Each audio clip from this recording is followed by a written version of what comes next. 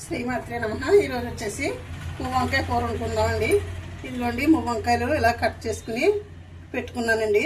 చూడండి వంకాయలు ఎలా పెట్టానండి. దానికి ఏం కావాలో చూపిస్తాను. ఇదిగోండి మసాలా వేసుకుందాము. మసాలా వేసాను.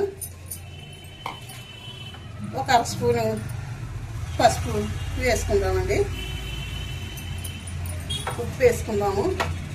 ఉప్పు చూసుకుని వేసుకోవాలి, తక్కువ వేసాను. కొంచెం కొత్తిమీర కూడా వేసుకుంటున్నాను. కారం కూడా వేద్దాము. ఇది కారం వేస్తున్నాను. కొంచెం గరం మసాలా పౌడర్ కూడా వేసుకుందామండి.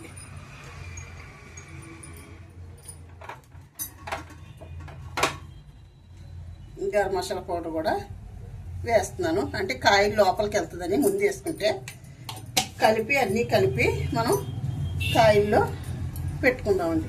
ఈ కాయలు అన్నిటిలో పెట్టుకుని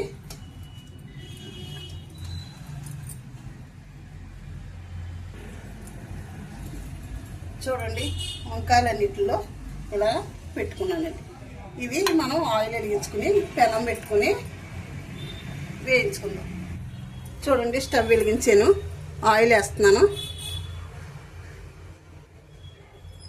ఆయిల్ వంకాయ కూరలో కొంచెం ఎక్కువే ఉండాలి, ఉంటేనే బాగుంటుందండి.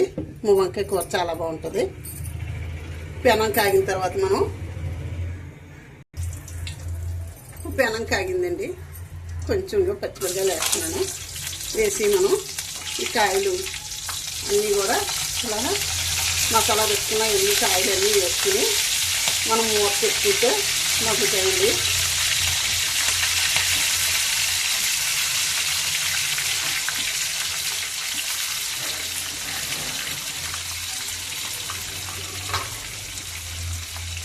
ఒక్క నిమిషం మనం మూత పెట్టుకున్న తర్వాత మనం కలుపుకుందామండి. ఒకసారి మూత తీసుకు చూసుకుందామండి ఎలా మగ్గుతున్నాయో. చూడండి మగ్గుతున్నాయి, బాగా మగ్గుతున్నాయి కదా. ఒకసారి ఇలా పైకి కిందకి కలుపుకుంటే మనకి అలాగే చిన్న సెకలో మగ్గితే కూర రెడీ అయిపోతుంది. వంకాయ కర్రీ చాలా బాగుంటుంది ఇలా మగ్గితేనే. ఉప్పు మాత్రం చూసుకుని వేసుకోవాలండి. చూడండి మగ్గుతున్నాయి కదా.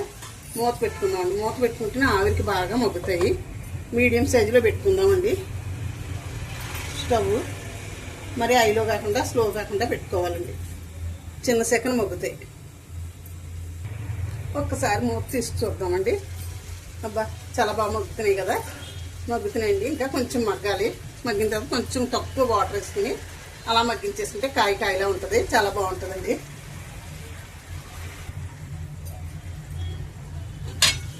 అబ్బా చూడండి చాలా బాగా మగ్గుతుంది.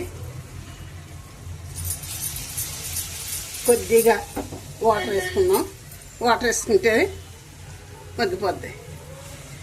ఎక్కువ వేసుకోకూడదండి. ఎక్కువ వేసుకుంటే కాయ పేస్ట్ లాగా అయిపోద్ది. మనకి కాయలాగా ఉన్న ఫీలింగు వంకాయలాగా కనిపించదు. అంచేత తక్కువ వేసాను వాటర్. చాలా బాగా వచ్చిందండి కర్రీ అయితేని. ఒకసారి మళ్ళీ మూత పెట్టుకుందామని మనం. కొంచెం మగ్గితే సరిపోతుందండి, మరీ ఎక్కువ మగ్గక్కర్లేదు. చూడండి ఉడుకుతుంది కదా. మూత పెట్టుకుందాము.